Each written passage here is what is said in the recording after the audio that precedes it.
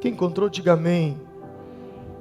O texto vai dizer assim: como a corça anseia por águas correntes, a minha alma anseia por ti, ó Deus. A minha alma tem sede de Deus, do Deus vivo. Quando poderei entrar e me apresentar a Deus? Minhas lágrimas têm sido o meu alimento de dia e de noite, pois me perguntam o tempo todo: onde está o seu Deus? E quando me lembro dessas coisas, eu choro angustiado, pois eu costumava ir com a multidão, conduzindo a procissão à casa de Deus, com cantos de alegria, de ação de graças. E em meio à multidão que festejava, por que você está assim, tão triste, ó minha alma? Por que está assim, tão perturbada dentro de mim? Põe a sua esperança em Deus, pois ainda o louvarei. Ele é o meu Salvador e o meu Deus. A minha alma está profundamente triste, por isso de ti me lembro, desde a terra do Jordão, das alturas do Hermon, desde o monte Mizar. Um abismo chama outro abismo. Ao rugir das tuas cachoeiras, todas as tuas ondas e vagalhões se abateram sobre mim. Conceda-me, ó Senhor, o seu fiel amor de dia e de noite, esteja comigo a sua canção. A sua canção é a minha oração ao Deus que me dá a vida. Direi a Deus, minha rocha: por que te esquecesses de mim? Por que devo sair vagueando e pranteando, oprimido pelo inimigo? Até os meus ossos sofrem uma agonia mortal, quando os meus adversários zombam de mim, perguntando-me o tempo todo: onde está o seu Deus? Por que você está assim, tão triste, ó minha alma? Por que está assim, tão perturbada dentro de mim? Põe a sua esperança em Deus, pois ainda o louvarei. Ele é o meu Salvador e é o meu Deus. Obrigado, Senhor, pela leitura da Tua palavra. Eu oro para que o Teu Espírito Santo me dê a graça, para que eu possa compartilhá-la com o poder do Senhor nessa noite. Em nome de Jesus. Amém. Esse salmo, ele foi escrito por uma pessoa que estava vivendo um tempo muito difícil na sua vida. Quando você olha todos os sintomas relatados por ele, à luz da psicologia, da psiquiatria, você percebe que esse homem estava vivendo um estado de depressão. Ele fala que os seus ossos doem. Ele fala que o seu alimento era lágrimas, de dia e de noite. Ele encharcava o seu travesseiro com lágrimas. Ele se sente em aperto, ele se sente oprimido. Mas ao mesmo tempo, ele mostra uma saída. Ele mostra um caminho. E quando você começa a ler esse salmo, uma pergunta é a tônica desse salmo. E é interessante porque ela se repete por 2 vezes. No versículo 5 e depois no versículo 11. E lá ele pergunta o seguinte: por que você está assim tão triste, ó minha alma? Por que está assim tão perturbada dentro de mim? E no verso 11 ele diz: por que você está assim tão triste, ó minha alma? Por que você está assim tão perturbada dentro de mim? E logo em seguida, o salmista, ele começa a fazer um retrato da sua alma. Uma alma ferida, uma alma machucada. Ele lança como que uma fotografia da sua alma, uma radiografia da sua alma. Eu poderia dizer, por que não? Ao narrar o Salmo 42, parece que há um ultrassom, uma ressonância magnética. Ele examina a sua alma, ele coloca para fora o estado da sua alma, uma alma ferida, uma alma machucada. E ao mesmo tempo ele começa também a nos mostrar uma série de imagens que revelam os seus conflitos internos. E no versículo de número 3, ele diz: minhas lágrimas têm sido o meu alimento, de dia e de noite. De dia e de noite. Diga comigo: as minhas lágrimas têm sido o meu alimento. Eu não sei se você já sentiu o sabor da lágrima. Eu não sei se você já chorou tanto que de repente aquele gosto salgado chega na sua boca. Eu acho que você já deve ter experimentado. Eu já experimentei. Não foi uma, não foi duas, nem 10. Inúmeras vezes, incontáveis. Eu já passei por esses momentos assim, de sentir o gosto da minha lágrima. E o problema aqui não é se alimentar literalmente das lágrimas. O problema é que muitas vezes as nossas lágrimas, elas se tornam um subsídio às nossas dores. Nós alimentamos as nossas dores. Nós municiamos as nossas emoções que nos fazem relembrar momentos difíceis e que não nos fazem bem. E não nos fazem bem porque quando nós começamos a trazer à nossa mente aqueles momentos difíceis, aqueles momentos de traição, aqueles momentos de dor, aqueles momentos de perda, e toda vez que nós trazemos isso à nossa mente, parece que a gente está lambendo, essa é a palavra, lambendo as nossas feridas. Se alimentar de lágrimas engorda. E essa gordura que eu me refiro, não é a gordura localizada no seu abdômen, na sua barriga, não. Mas a gordura da lágrima é a gordura da depressão. É a gordura da tristeza, da falta de vontade, do abatimento, do desânimo, da prostração. O que de fato altera mesmo o nosso peso. Porque alguns, de tanto se alimentar de lágrimas, ele engorda, porque passa a comer muito. Outros, de tanto se alimentar de lágrimas, ele não quer comer mais nada. Ele não tem apetite, ele não tem fome. O fato é que essas lágrimas, quando descem dos nossos olhos à nossa boca, ela provoca algo muito forte em nós. O fato de alimentar-se de lágrimas denota um municiamento de dores. E isso te faz sofrer mais. Então a minha palavra para você é: pare de alimentar suas dores. Pastor, mas como que eu alimento as minhas dores?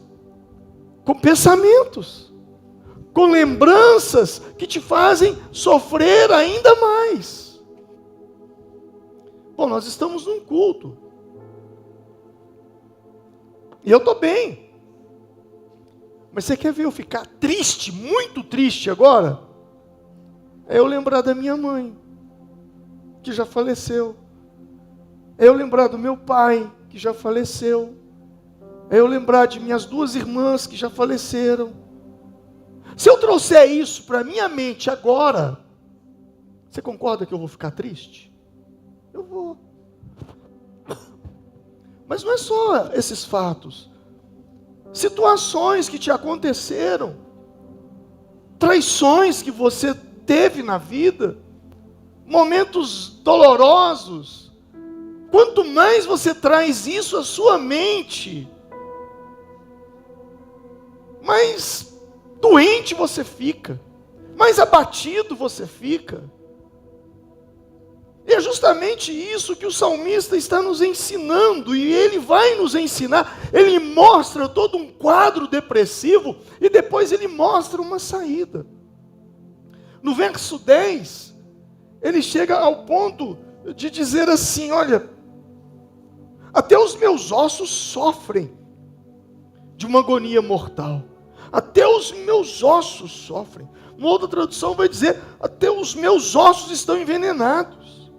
Na verdade, ele está falando dos questionamentos, porque quando ele fala dos ossos, ele diz: quando os meus adversários zombam de mim, perguntando-me todo o tempo: onde está o seu Deus?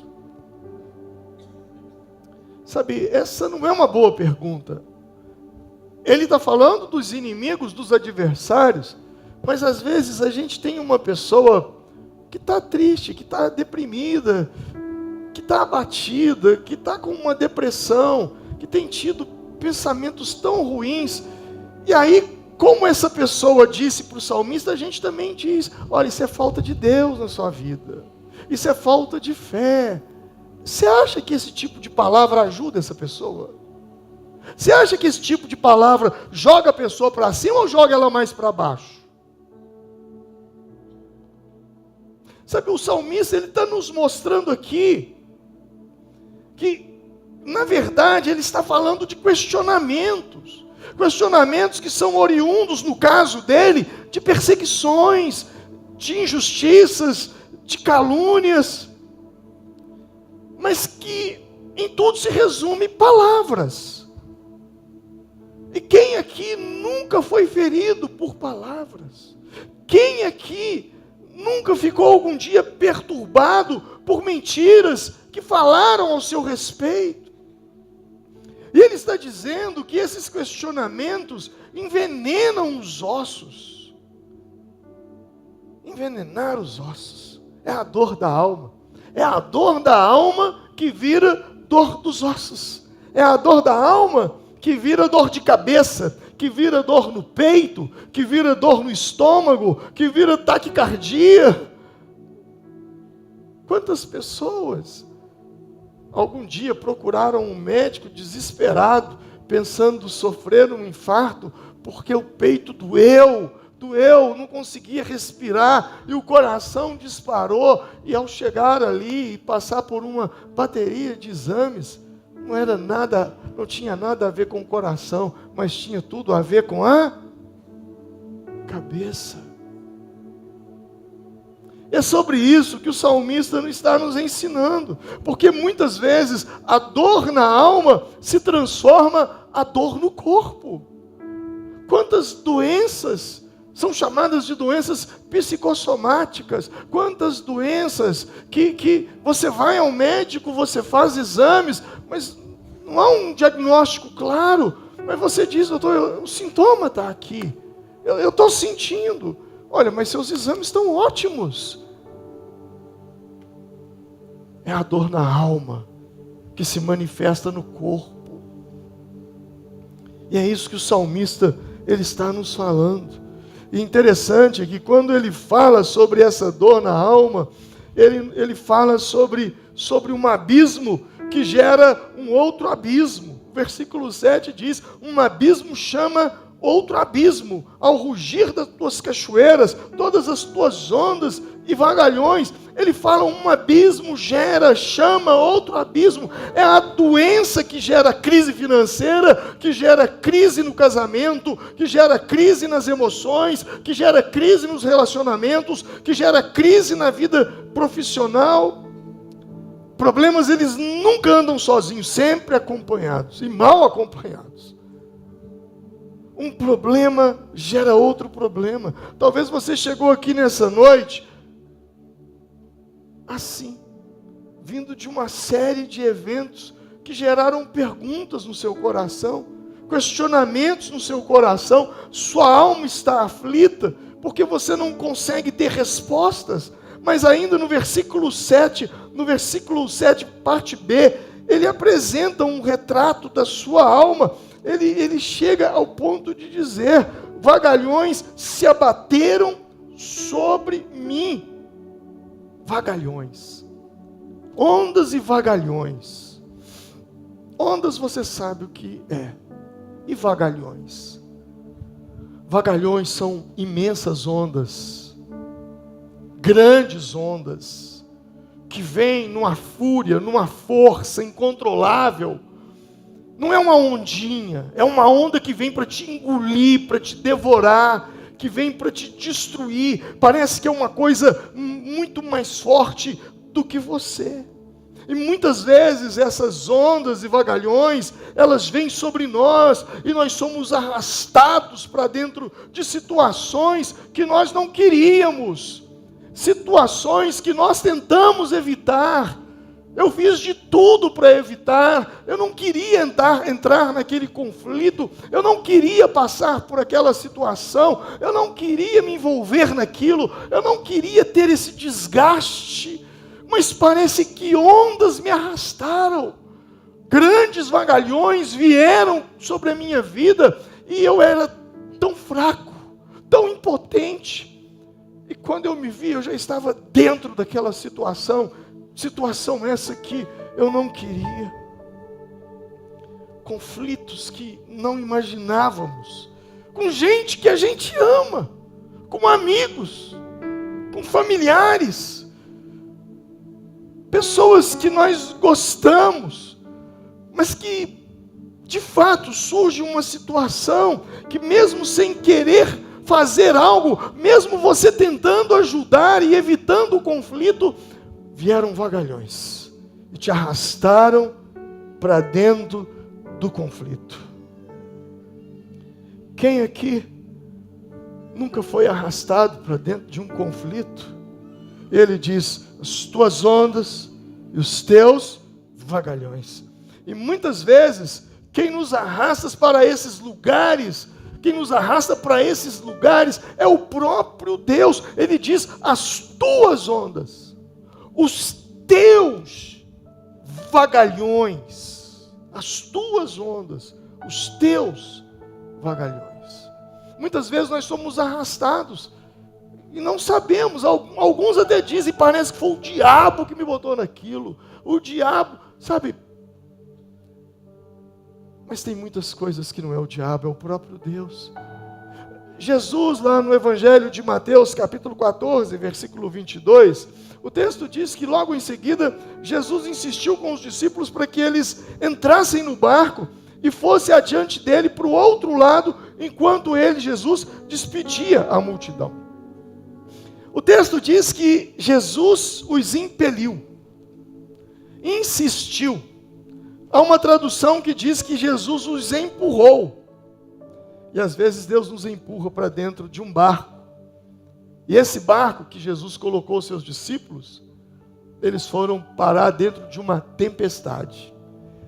Imagina, eles agora correndo risco de vida, no meio de uma forte tempestade, o barco sendo açoitado por grandes ondas, fortes ondas, e alguém diz: cadê Jesus? Jesus não estava, ele ficou. E talvez alguém dizia assim: olha, mas nós estamos no meio de uma tempestade porque nós confiamos em Jesus.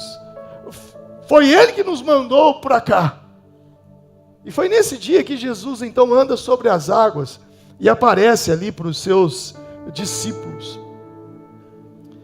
Talvez você entrou aqui hoje assim, ondas te arrastando, grandes vagalhões, a ponto de você não saber mais o que fazer.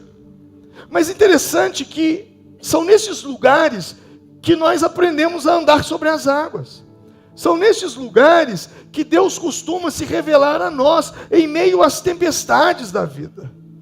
E são no meio dessas tempestades que Ele vem com o seu bálsamo sobre as nossas vidas. Talvez você esteja passando por lutas que você não contou a ninguém.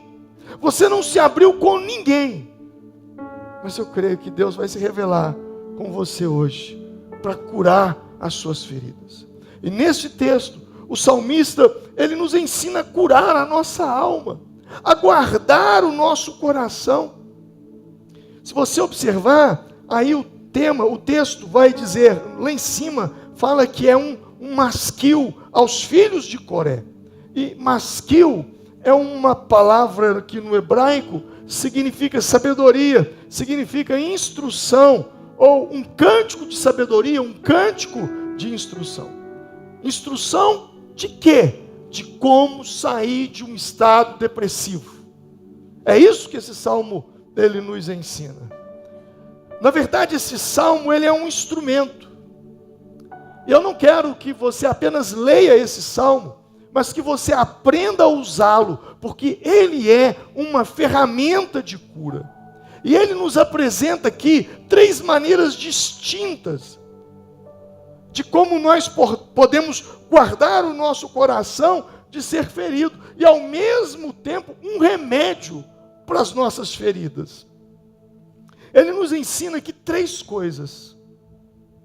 Ensinamos para a nossa alma, pregamos para a nossa alma e cantamos para a nossa alma. Ensinamos para a nossa alma. O que é alma? Você é a imagem e semelhança de Deus, ok? A Bíblia diz, façamos o homem a nossa imagem e... Então, o homem é a imagem e semelhança de Deus. Deus é trino. Deus é Pai, Deus é Filho e Espírito Santo. Se você é a imagem de Deus, você também é trino. Você é corpo, você é alma e você é espírito. O seu corpo é por onde você tem contato com esse mundo. Que você toca, você pega, você vê. Mas a sua alma é onde estão as sedes, está a sede das suas emoções, dos seus sentimentos, das suas vontades, alegria, tristeza, ira, tudo isso está na alma. Tudo isso se encontra dentro da alma. E o que o salmista está nos mostrando aqui nesse salmo, um estado completamente deprimido, de lágrimas que servem de alimento, mas de repente, ele aqui nos mostra 3 ferramentas para sair desse estado. Diga comigo, ensinamos para a nossa alma, pregamos para a nossa alma e cantamos para a nossa alma. Ensinamos para a nossa alma. Quando nós passamos por alguma situação difícil na vida, nós temos uma grande oportunidade de ensinar a nossa alma. Cada desafio é uma lição. Cada tombo que você toma, cada erro que você comete, cada insucesso, tem um aprendizado para a sua alma. Porque cada provação aflora em nós sentimentos e gera em nós uma memória afetiva.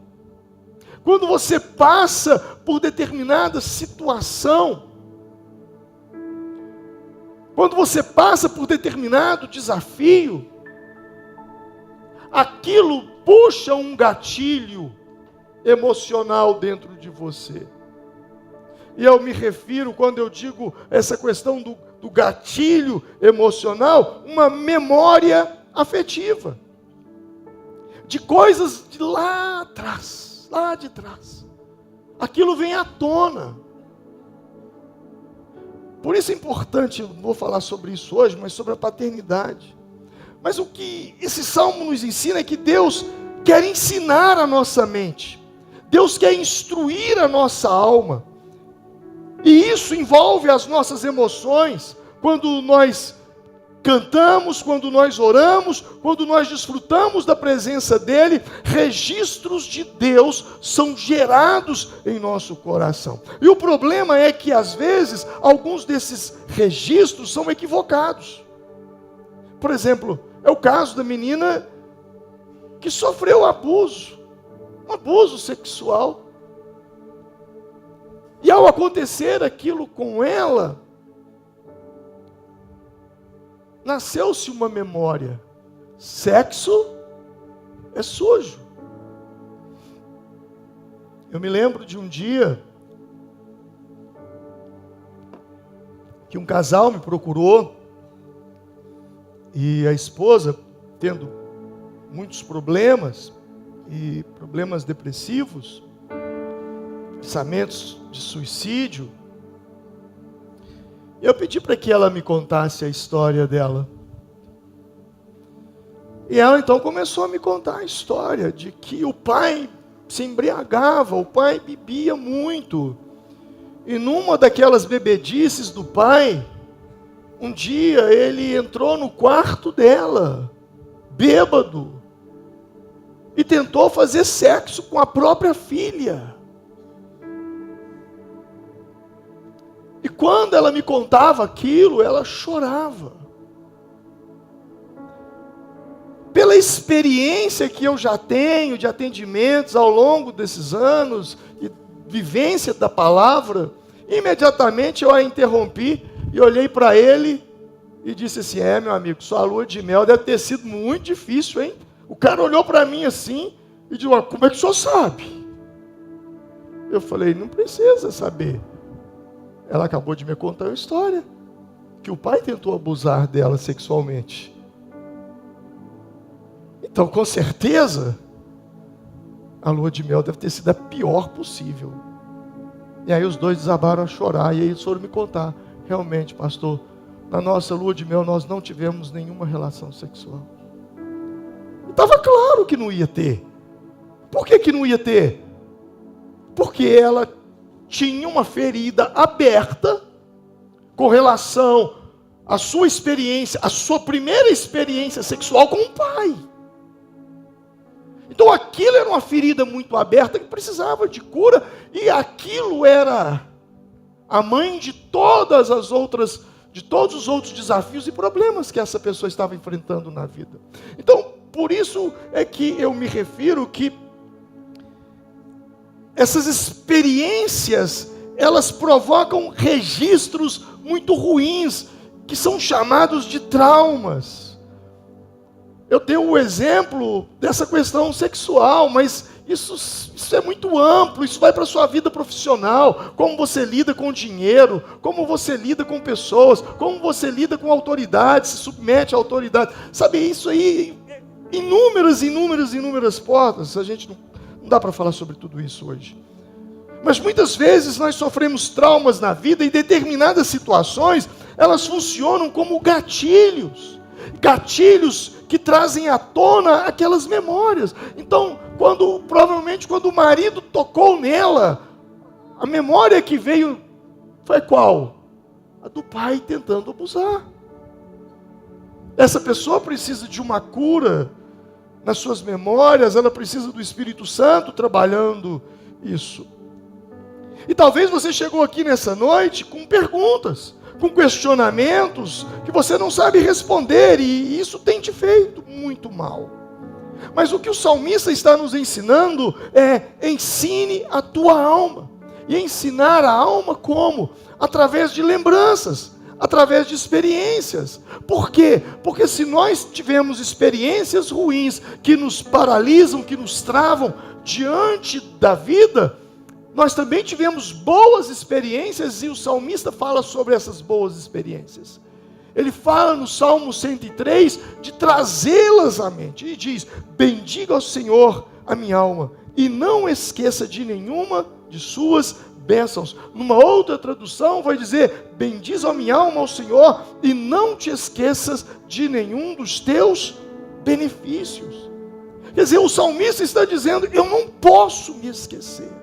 Eu não posso me esquecer de coisas boas, de vitórias, de situações. Sabe, uma das coisas que eu acho incrível no Legendários é que trabalha muito isso lá. Te ensina a vencer essas montanhas da vida. E Davi, o salmista, a dizer: bendiz a minha alma ao Senhor, bendiga tudo quanto a mim, não te esqueças de nenhum dos seus benefícios. Eu me lembro que Davi usou isso quando ele foi lutar com Golias. Quando ele estava diante do gigante, e as pessoas diziam, olha, você é apenas um garoto, você não vai vencer, ele é um homem experiente em guerra, e além disso, ele é 3 vezes maior que você. Mas o que Davi fez? Ele mexeu nas suas memórias, e ele trouxe à memória situações que aconteceram no passado. E o que ele disse? Eu estava pastoreando as ovelhas do meu pai, e veio um urso, e o Espírito do Senhor foi sobre mim, e eu matei aquele urso. Passado um tempo, veio um leão, e o Espírito do Senhor veio sobre mim, e eu venci o leão. Assim como eu venci o urso, assim como eu venci o leão, assim eu vou vencer esse incircunciso filisteu.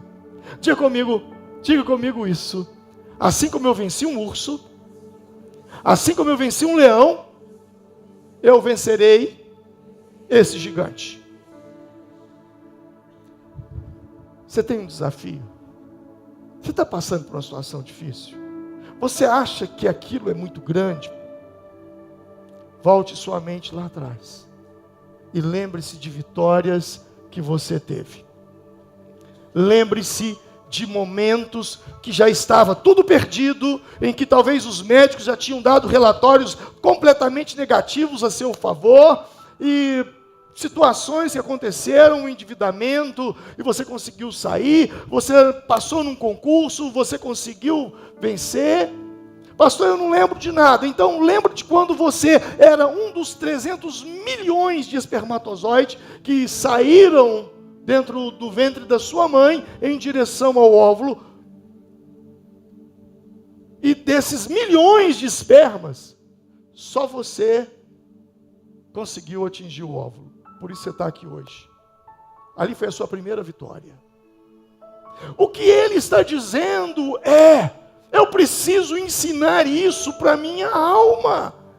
Eu preciso me lembrar dessas coisas que me ocorreram, coisas pelas quais eu me tornei um vencedor, eu consegui romper, eu consegui vencer, situações que aparentemente eram impossíveis para mim, mas no final deu tudo certo. Mas ele diz, nós precisamos aprender a pregar para a nossa alma. E no versículo 5 ele diz, por que você está tão triste assim, ó minha alma? Por que está assim tão perturbado, ó minha alma? Diga comigo, irmãos, por que você está assim tão triste, ó minha alma?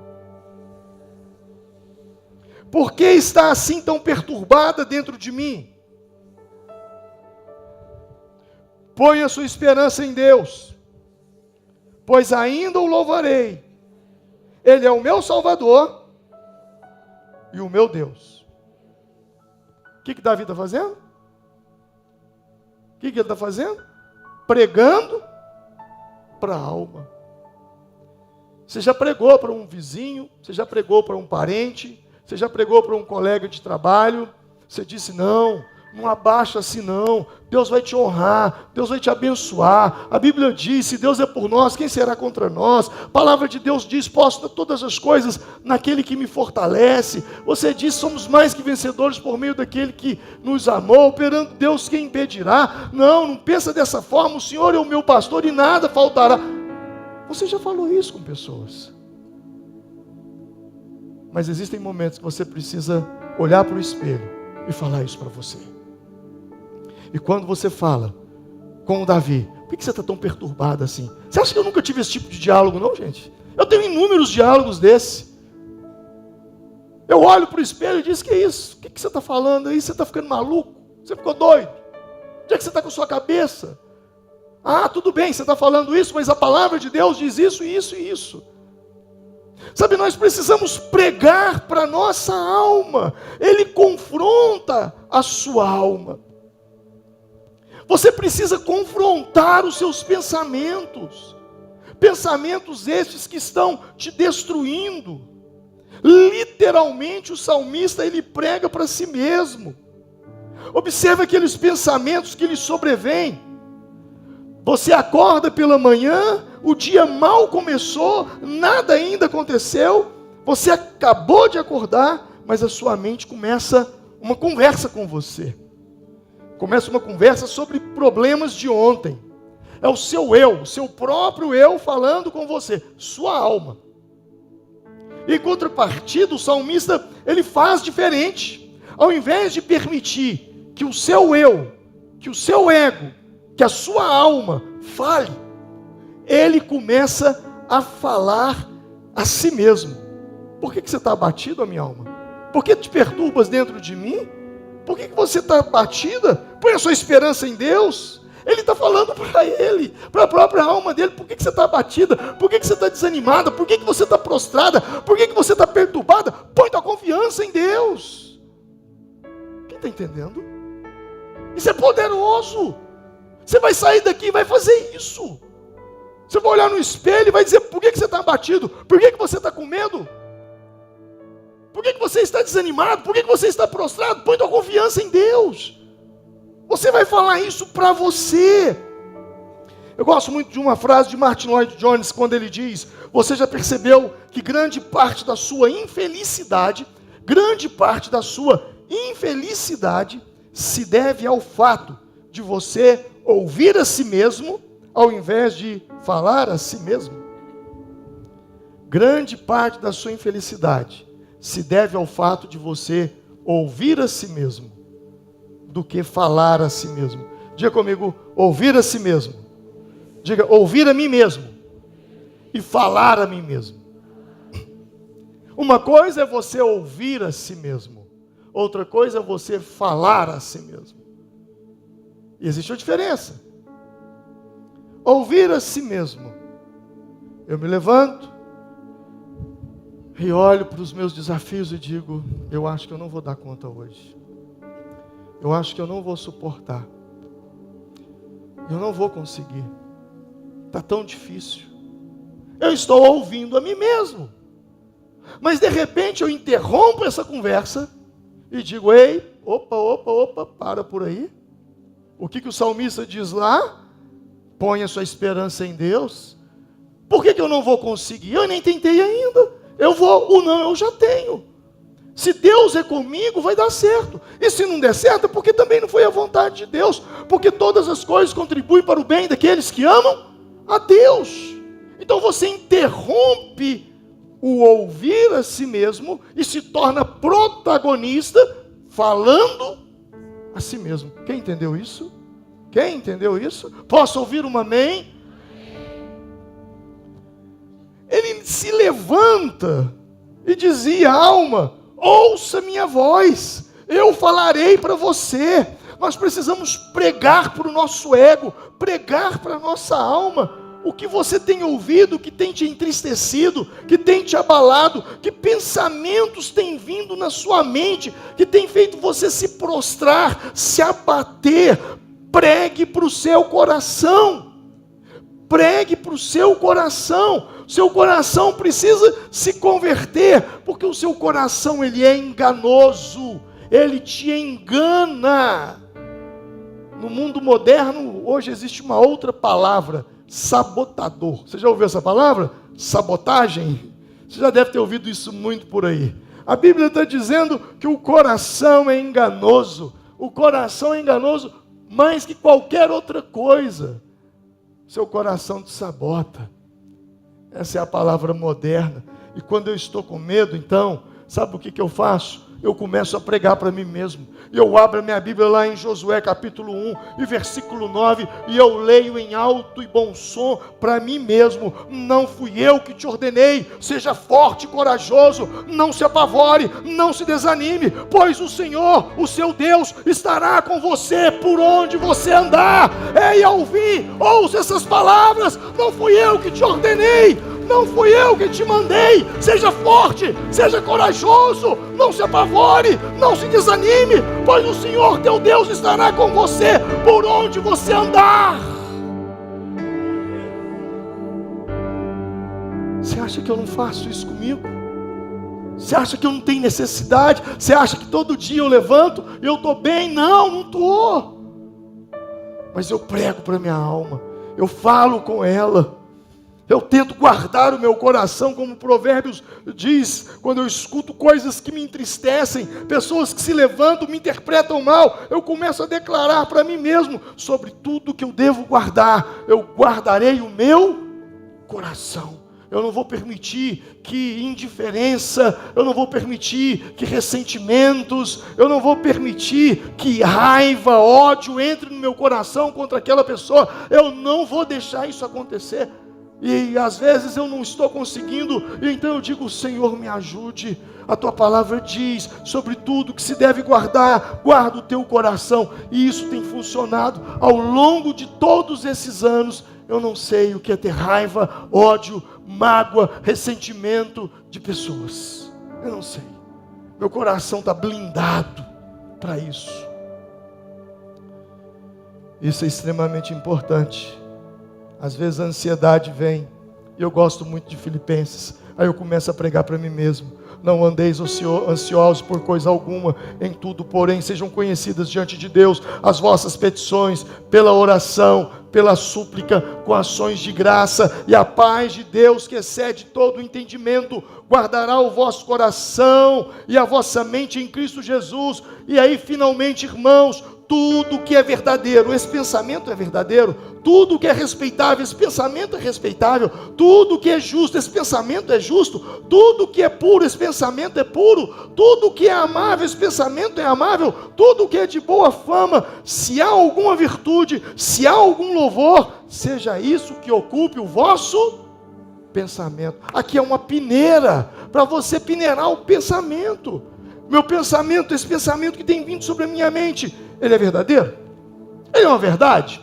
Ele é respeitável? Ele é justo? Ele é puro? Ele é amável? Ele é de boa fama? Ele tem alguma virtude? Tem algum louvor nisso? Se não tem, chuta que é laço. É assim que os meninos dizem, né? Chuta que é laço. Então pregue a palavra para a sua alma. Você precisa disso. Mas ele também nos ensina uma coisa. No versículo 8: concede-me, Senhor, o seu fiel amor de dia, e de noite esteja comigo a sua canção. Diga comigo: esteja nos meus lábios a sua canção. Então você precisa cantar para a sua alma. Levante sua mão. Se as ondas do mar da vida quiserem te afogar, segura. Você precisa cantar isso para você. Deus, e vá. Não temas, segue adiante e não olhes para trás. Segura na mão de Deus e vai. Você tem que cantar para a sua alma. Você tem que dizer para a sua alma: segura na mão de Deus. Se as águas do mar da vida quiserem te afogar, segura nas mãos de Deus, minha alma. Segura nas mãos do Senhor. Segura e vai. Pois ela te sustentará. Não temas, segue adiante e não olhe para trás. Segura na mão de Deus e vai. Existe uma música, existe uma canção que tocou muito a sua vida. Uma canção de Deus, uma canção do céu. Põe essa música naquela hora e vai cantar, e vai adorar. Cante para a sua alma. Às vezes a gente fica olhando para as tempestades e perde a oportunidade de ver Deus. Sabe, nós precisamos trazer lembranças reparadoras. Davi, quando ele estava na janela do seu palácio, ele ouviu o barulho dos ventos sobre as árvores assoviando. Então ele ouve um trovão e ele diz o seguinte: a voz do Senhor ressoa sobre as águas, o Deus da glória troveja, o Senhor troveja sobre as muitas águas. Sabe, cada situação que vem na sua vida, desfrute o caminho. Essa é a palavra. desfrute o caminho. Porque em tudo tem uma palavra de Deus. Em tudo o Senhor fala com você, numa nuvem, num vento. Em tudo Deus está falando com você. Outro dia mesmo eu vi aquela sequidão, olhando para o chão. E eu então falei: Senhor, meu coração está como uma terra seca. Assim como essa terra aqui necessita de água, meu coração necessita da tua palavra, Senhor. Era isso que Davi fazia. O Senhor está na tempestade. Eu gosto muito de Naum, capítulo 1, versículo 3. O Senhor é tardio em irar-se, mas grande em poder, jamais inocente o culpado. O Senhor tem o seu caminho na tormenta e na tempestade, e as nuvens são o pó dos seus pés. Lembranças reparadoras. Você se lembra o que Deus já fez? Das experiências que você já teve com Ele, e abre a sua Bíblia em Lamentações capítulo 3, verso 21, e diz: quero trazer à memória aquilo que me dá esperança. Levante sua mão alto e diga comigo: quero trazer à memória aquilo que me dá esperança. E aí no versículo 1 e 2, eu deixei eles por último. Como a corça anseia por correntes de água, a minha alma anseia por ti, ó Deus. Davi chora, se assenta numa pedra e eterniza a corça. Davi então, ele entendeu que a corça, ela não correu atrás das águas porque ela tinha sede, não. Ela correu atrás das águas porque ela tinha medo.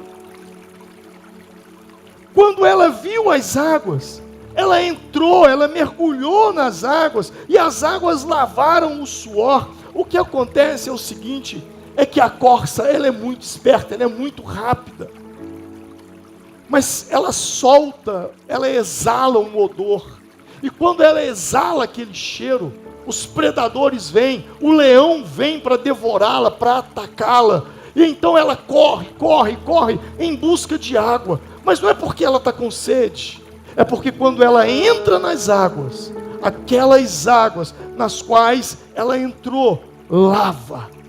Aquelas águas lavam o suor. E ao lavar, as águas levam embora o cheiro do medo, a água leva embora o cheiro da angústia, o cheiro da dor, o cheiro do medo de morrer. E o predador, ele pode estar até perto, mas ele não consegue enxergá-la, porque ele não sente o cheiro. E por que ele não sente o cheiro? Porque ela mergulhou nas águas. E aí se cumpre o que diz o Salmo 91: aquele que habita no esconderijo do Altíssimo descansará. O que é esconderijo? Quando você entra no esconderijo é para quê? Para se esconder. E quando você se esconde, o seu inimigo, o seu adversário, aquela pessoa pela qual você está fugindo, da qual você está fugindo, ela não te enxerga. Quando você se lava no rio de Deus, você fica invisível aos olhos dos teus inimigos. E aí, 1000 cairão à tua direita, 1000 cairão ao teu lado, 10.000 à tua direita, e tu não serás atingido. Por quê? Porque você ficou invisível. É sobre isso que ele está dizendo. Ele está falando: Senhor, o meu desespero se transformou numa busca implacável pelo Senhor. Então eu vim aqui te dizer: transforme o seu desespero por uma busca de Deus, para ter acesso a Deus, conexão com Deus, ver a face de Deus em meio aos sofrimentos. Se coloque de pé nesse momento. Eu quero orar com você. Ele ilustra a corça.